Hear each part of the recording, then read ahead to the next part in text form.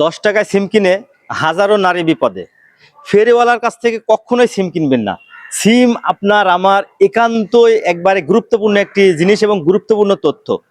সিম কখনোই যারা ট্রাস্টেড না, যারা বিশ্বস্ত না, তাদের কাছ থেকে রাস্তাঘাটে যে কোনো জায়গা থেকে কখনোই সিম নেবেন না।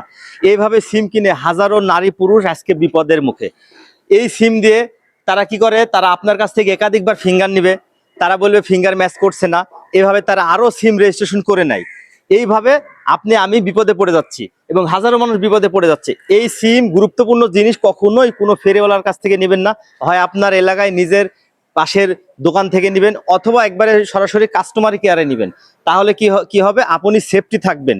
এই সিম নিয়ে তারা প্রতারকের কাছে দিয়ে বিকাশ, নগদ এগুলোতে প্রতারণা করছে এবং অনেক বড় বড় ব্যাংকেও তারা এই সিম দিয়ে প্রতারণা করছে।